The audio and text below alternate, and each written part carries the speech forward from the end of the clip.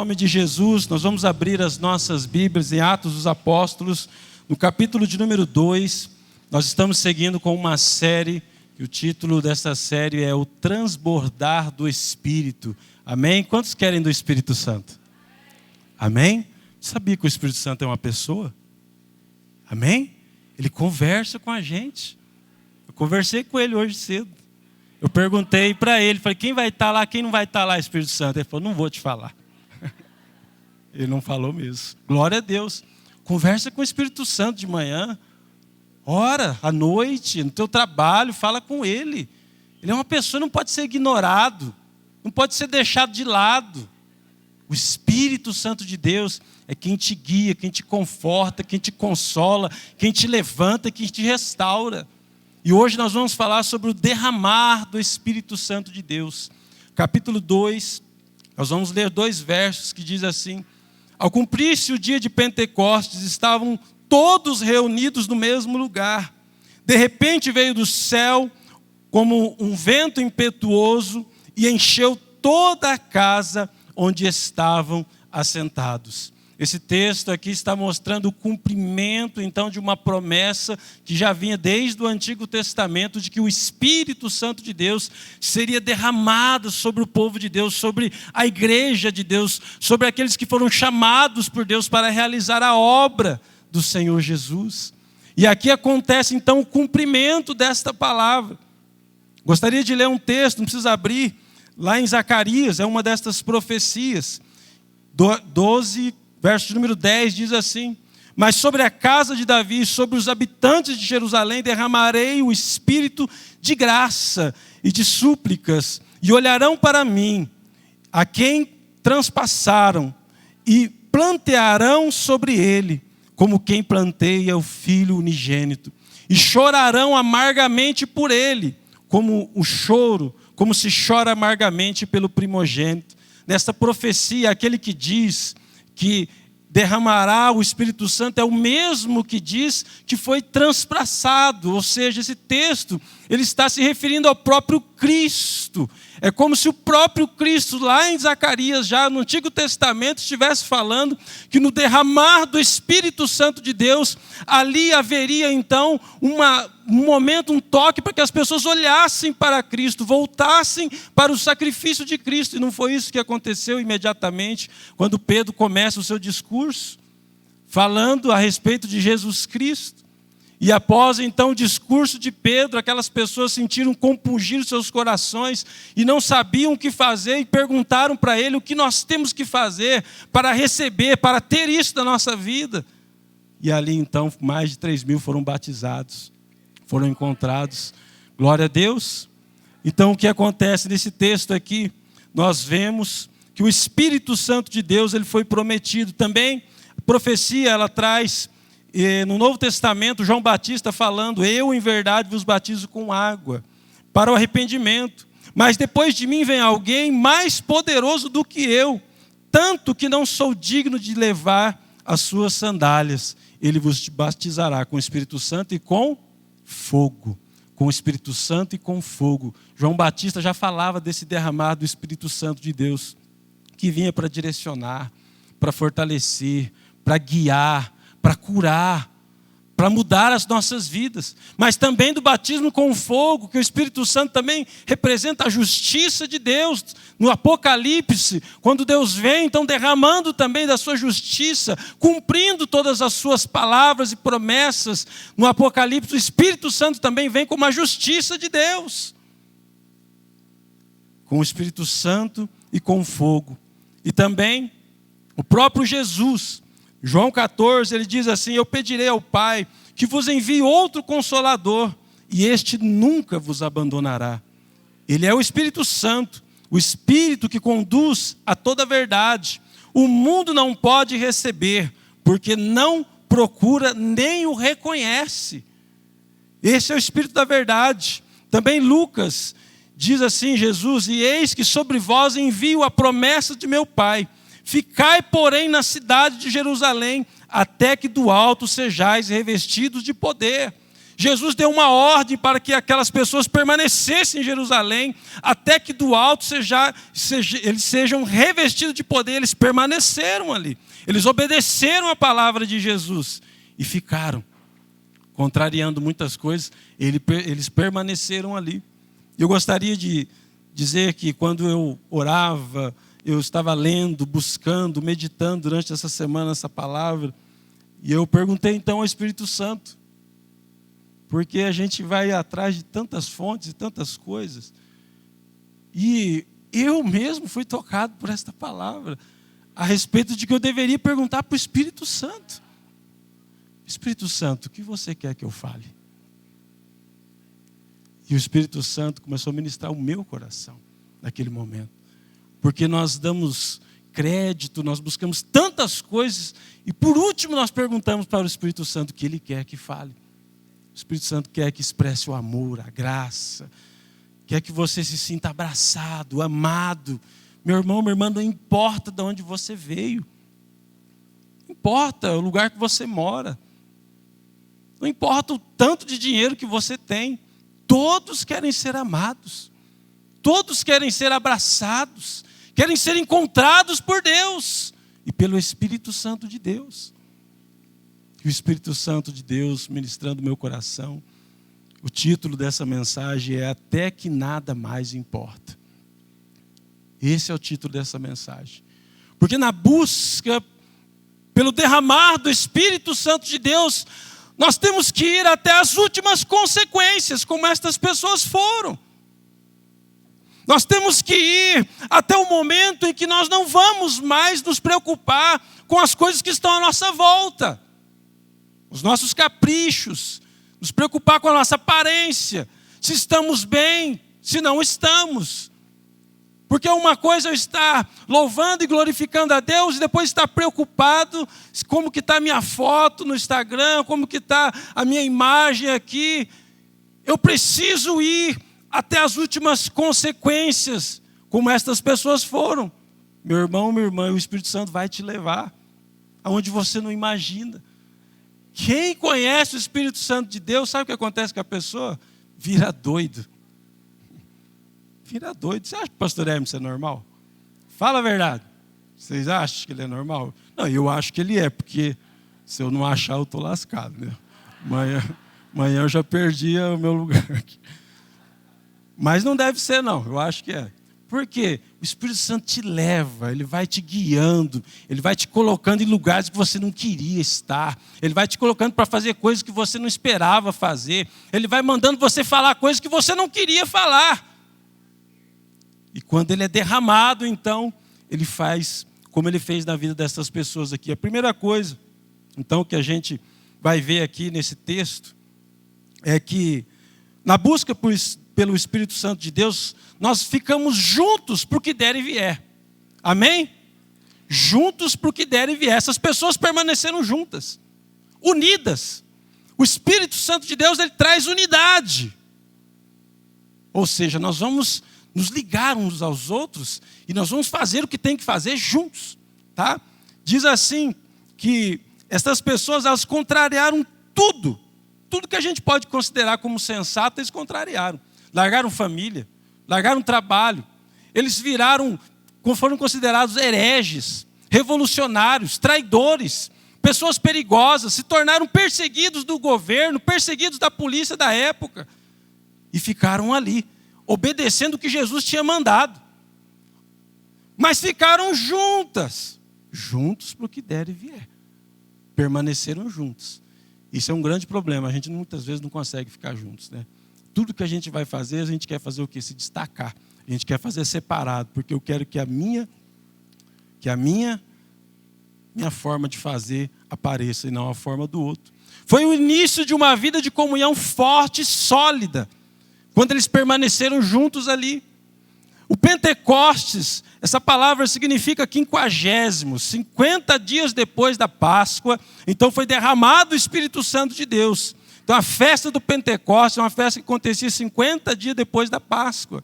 E eles estavam ali então em Jerusalém. Jerusalém naquele momento devia estar muitas pessoas, mas eles não estavam preocupados com aquilo. Pensa que é um lugar onde todos estão com foco em uma coisa, de um evento que está acontecendo, mas aquelas pessoas não. Elas estavam com foco naquilo que Jesus tinha falado para elas. Permanecei aqui e aguardai que o Espírito Santo será derramado. Vocês vão ser revestidos de poder. E muitas vezes nós nos distraímos. Nós vamos junto com a massa. Para onde a massa está indo, a gente vai. O que as pessoas estão fazendo, a gente vai fazer. Isso é errado. E a festa do Pentecostes era chamada também a festa das semanas, ou a festa das primícias. Eles comemoravam ali também a entrega da lei para Moisés. E aqui a gente vai ver todo um significado, que a lei ela é considerada o aio, o tutor, aquele que conduziu, então, o povo de Deus até Cristo. E o Espírito Santo é derramado justamente na festa do Pentecostes, não é por acaso. Ele passa a ser esse condutor, passa a ser esse ensinador. O Espírito Santo, então, tem toda uma obra para fazer na vida dessas pessoas, substituindo, então, algo que já vinha acontecendo. Amém? Uma vez, uma pessoa da minha família disse assim para mim, quando eu começava o ministério: mas você vai ser pastor? Eu falei: vou. Mas você vai viver do quê? Eu vou ser pastor, vou viver pela fé. Aí a pessoa: mas você não trabalha, não vai trabalhar? Você não vai trabalhar? Eu falei: eu vou trabalhar como pastor.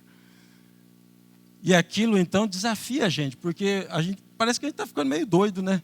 O jeito que a pessoa fala para a gente, fala: mas você vai largar tudo, vai virar pastor? Não vou largar tudo e virar pastor. O Espírito Santo está me levando por um caminho que eu estou obedecendo, é só isso. Estou indo para onde Deus está me mandando. E muito mais, muitas pessoas têm medo. Francis Chan, no livro que diz O Deus Esquecido, o título desse livro, ele diz que muitas pessoas elas têm dúvida e têm medo. Na busca pelo Espírito Santo, muitas pessoas deixam de buscar pelo medo. As pessoas têm medo, sabe do quê? Elas têm medo de que o Espírito Santo não faça aquilo que elas esperavam que ia ser feito. E ele diz assim, que muitas têm essa seguinte dúvida: se eu orar o Espírito Santo e não acontecer nada? E se não houver resultados? E se o medo então leva as pessoas a fazer menos em relação a Deus. Pedimos menos, esperamos menos, nos satisfazemos menos, com menos, e temos medo de pedir mais e esperar por mais. Por quê? Porque a gente tem medo que não aconteça aquilo que a gente quer que aconteça. Mas se eu me entregar para o Espírito Santo e daí não acontecer nada? E se não for do jeito que eu estou pensando? E se chegar lá no fim? Lembra quando Daniel, que o rei falou para ele assim: olha, vou jogar vocês aí, vocês vão ser condenados, vocês vão... E o que vai acontecer? O Deus de vocês não vai livrar vocês.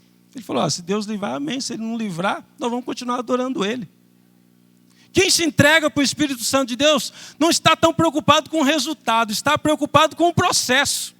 Está preocupado em estar ligado ao Espírito, não está preocupado em alcançar alguma coisa, porque o que tem que ser alcançado já foi alcançado por Cristo Jesus. Amém? E essa é então a grande vitória daquele que se entrega ao Espírito Santo. Ele sabe que já é mais do que vencedor. E ele não corre necessariamente pelo troféu, mas ele corre pela corrida. Ele corre para estar junto. Eles querem permanecer juntos para o que der e vier. É assim que funciona. As pessoas evitam um relacionamento profundo. Juntos para o que der e vier significa uma obediência à ordem de Jesus. E ele diz: permanecei aqui, em Lucas 24:49. Buscar pelo Espírito nos leva a refletir se nós queremos mesmo isso. É outra coisa que Francis Chan fala, outro medo que as pessoas têm, é que elas muitas vezes nem querem isso. E se o Espírito Santo me mandar fazer uma coisa que eu não quero?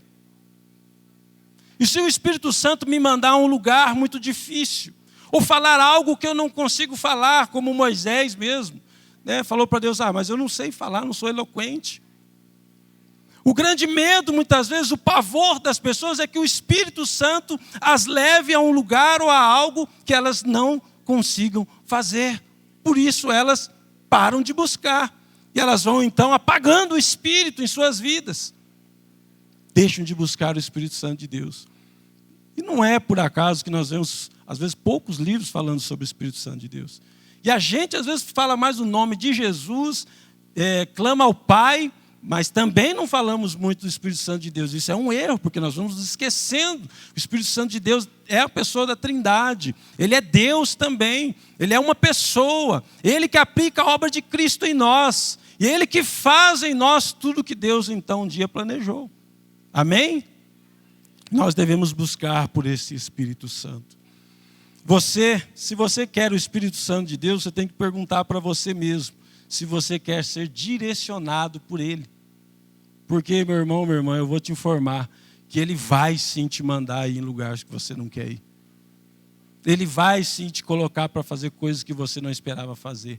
Mas não é para te constranger, não é para te humilhar, não é para atrapalhar a sua vida, é para melhorar a sua vida, é para te abençoar, para te transformar e te fazer crescer. Amém? Outra coisa, o texto diz que de repente, verso de número 2, de repente veio do céu um som como um vento impetuoso e encheu toda a casa onde estavam assentados. Esse de repente significa que é algo no piscar de olhos, sem manipulação. Não aconteceu porque os homens impulsionaram, mas aconteceu porque o Espírito Santo decidiu que aquele era o momento que deveria acontecer. O Espírito Santo, ele sopra onde ele quer. Ele vem e opera da maneira que ele quer, da forma dele. A ação do Espírito acontece por iniciativa dele, mas tem ambientes adequados para isso. E o fato deles terem permanecido ali, buscado, orado, se entregado, criou esse ambiente favorável para que o Espírito Santo se manifestasse naquele momento. E nós devemos respeitar as diferentes formas, muitas vezes, de buscar o Santo Espírito. Na verdade, tem diferentes maneiras, não tem? Eu já participei, por exemplo, de igrejas mais conservadoras. Já fui pastor de igrejas mais conservadoras, com liturgias mais conservadoras. É um jeito mais tranquilo. Um amigo meu até falou para mim uma vez: você é daquela igreja sorveteriana lá? A igreja era fria. Eu falei: misericórdia, irmão, não é sorveteriana não. O Espírito Santo está lá também. Amém? Eu via muitas vezes os irmãos cantando aqueles hinos e chorando quando cantavam os hinos, glorificando a Deus com alegria, porque eram apegados ao Senhor com muito amor. Nós temos que respeitar. Já tem aquelas mais animados, né? Tinha um pastor que era de outra igreja lá, né? Que era renovada, né? Daí fala: e aquela outra? Não, aquela sorveteriana animada. Falar assim, não é, irmão, o Espírito Santo está lá também. Eles têm o jeito deles de buscar. Já tem os do fogo, da palavra, da oração, né, que não tem muito, vamos dizer assim, discrição, já grita, já fala e dá glória, aleluia, amém? E tem aqueles outros, né, que é sem plano de voo, né? Pré, fogo puro e glória a Deus. E voa e vai que vai. Aleluia, glória a Deus. Mas o que acontece? Mas não é isso.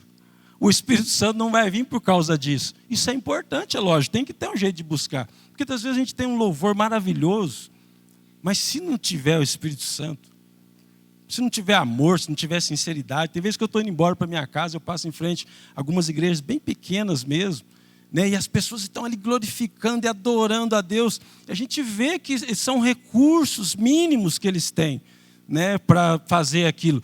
Mas o amor é tão grande, a vontade é tão grande, a entrega é tão grande. Amém? Que o Espírito Santo se manifesta. Ele faz do jeito dele. Então, de repente, ele vem. Por quê? Porque há um ambiente adequado para que isso aconteça. Como aconteceu aqui. Amém? Então, você precisa propiciar esse ambiente da tua vida também, para que o Espírito Santo se manifeste em você.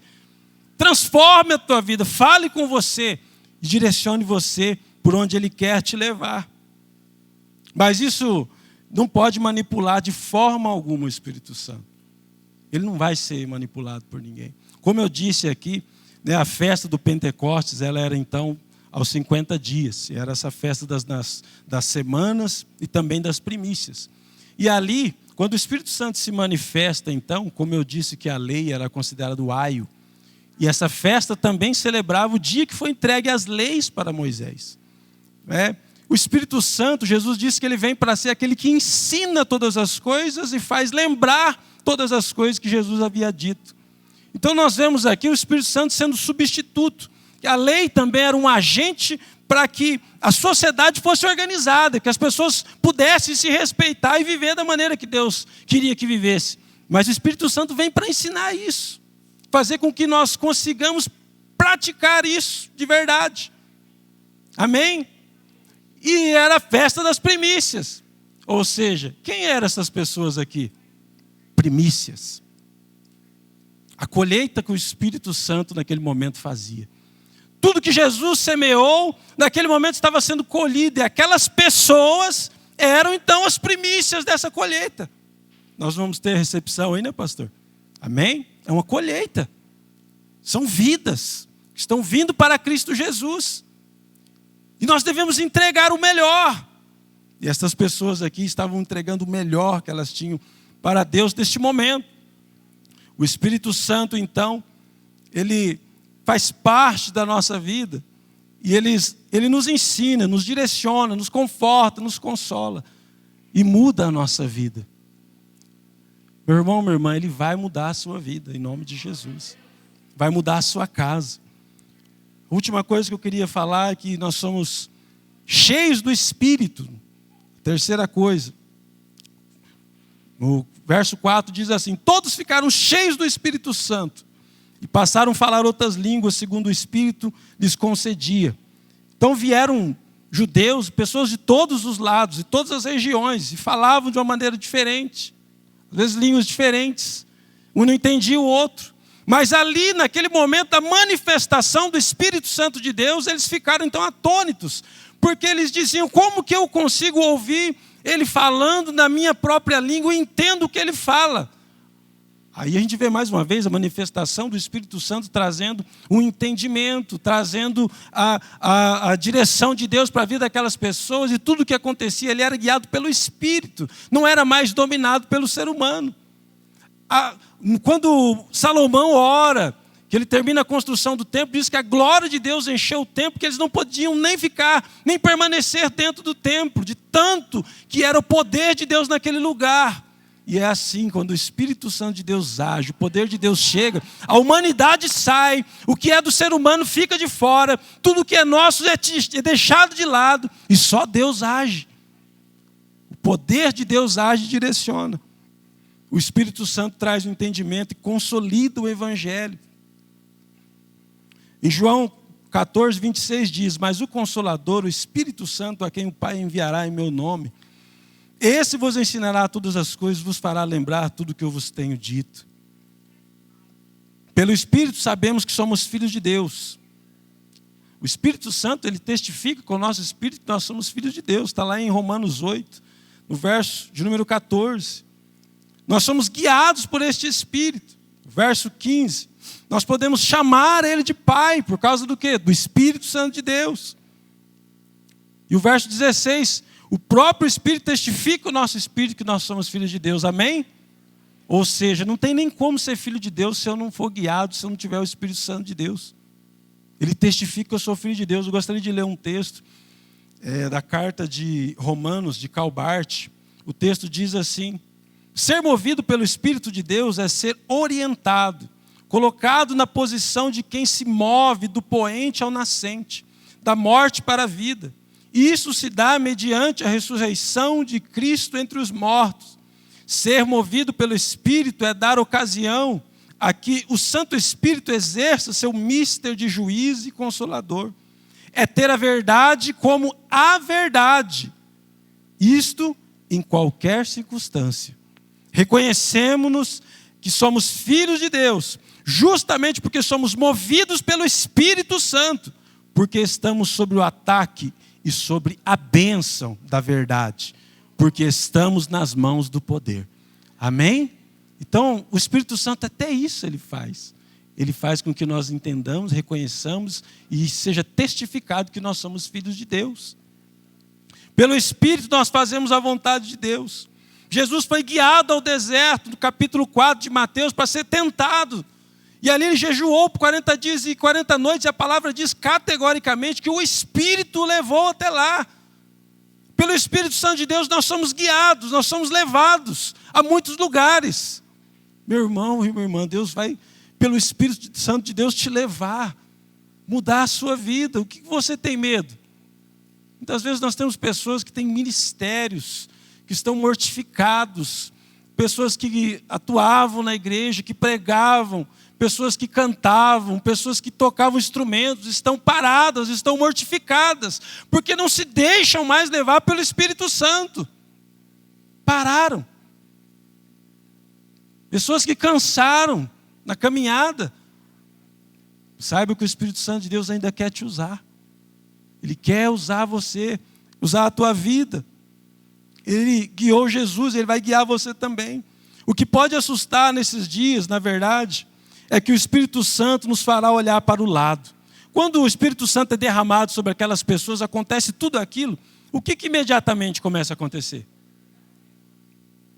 Começa a se enxergar pessoas que não eram vistas. A primeira coisa, cura o coxo na porta do templo, que estava lá, ficava todo dia lá. A pessoa era invisível. Eles chegam e vão orar por aquele homem é curado. Os irmãos começam a olhar um para o outro e começam um a enxergar o outro. É isso que o Espírito Santo de Deus faz.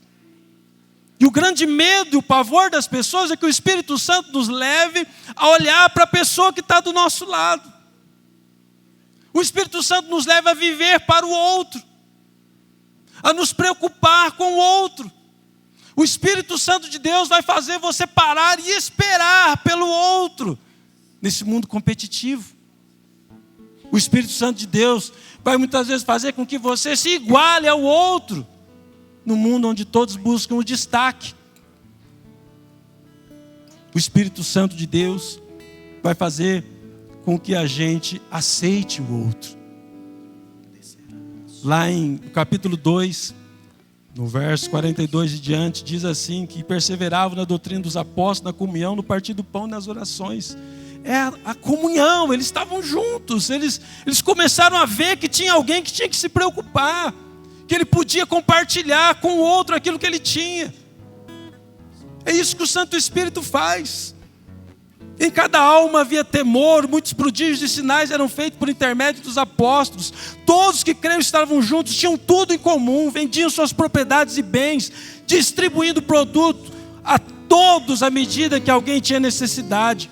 Diariamente perseveravam unânimes no templo, partiam o pão de casa em casa e tomavam suas refeições com alegria e singeleza de coração. Vê que essa é uma coisa simples, gente, é uma coisa simples. A gente fica pensando, o Espírito Santo desceu, o vento impetuoso, o poder. Para que tudo isso? É só para você olhar para o outro, enxergar o outro. Comece a enxergar a sua esposa dentro da sua casa. Comece a enxergar o seu filho dentro da sua casa. Presta atenção nas pessoas que estão implorando por amor do teu lado. É isso que o Santo Espírito faz. É isso. Muitas vezes nós queremos reduzir o Espírito Santo a um poder que proporciona espetáculos. Mas o mais extraordinário do Espírito Santo é mudar o cotidiano do ser humano. É mudar coisas simples que a gente não quer mudar. A gente acha que está certo, a gente não quer mudar. Mas é isso justamente que Ele quer mudar. Para mudar hábitos pequenos, para fazer com que você tenha um novo estilo de vida e que assim passe a impactar a vida de outros também. É isso que o Santo Espírito quer fazer. E ele começava então a ver os invisíveis, curou o coxo. A gente vê no Evangelho a ação do Espírito Santo de Deus, curando pessoas de doenças que sofriam há anos. Uma mulher com 12 anos com fluxo de sangue, um homem que há 38 anos queria subir num tanque, pessoas que viviam de nascença com doenças, cegos, que foram vistos por Jesus por causa do Espírito Santo de Deus. E muitas vezes nós estamos sendo abandonados, pessoas estão sendo abandonadas. Eu glorifico a Deus pelos ministérios aqui. Glorifico a Deus mesmo. adolescentes, crianças, jovens e os ministérios novos, né? Tava uma bênção hoje, ontem aí, hein? Eu vi as fotos, eu não vi, né? Porque eu sou casado, a negona braba tá ali. Como é que é o nome? Interage. Teve ontem aí, tava uma bênção. Eu vi as fotos, eu fiquei olhando, falei, meu Deus, até esse fulano está aqui. As pessoas estão sendo encontradas. Amém? Olha a igreja da criança. Quantas pessoas vão ser encontradas?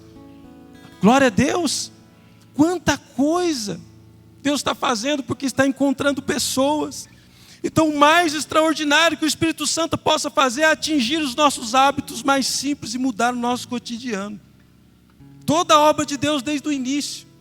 O Egito, a tirada do povo, o deserto, as guerras, vencer impérios, flutuar machado, vencer exércitos, tudo que Deus fez, os milagres, os livramentos. No final das contas, o Deus grandioso, Ele sai do seu trono de glória, Ele passa pelo gargalo da encarnação, se torna um homem. E Ele vem combater todo o ódio, toda a raiva do ser humano, sentado escrevendo na areia. Esse é o nosso Deus. Esse é o Espírito Santo, que Ele nos leva na montanha para ouvir a sua voz, mas manda a gente descer de volta e ficar com os nossos, e abençoar os nossos, e cuidar dos nossos. É aquele que nos leva para a transfiguração, mas que fala, volta embora que vocês têm uma missão para cumprir. É o Deus do extraordinário, mas é o Deus do cotidiano, do simples, que muda a nossa vida de verdade. Glorificado seja o nome do Senhor Jesus.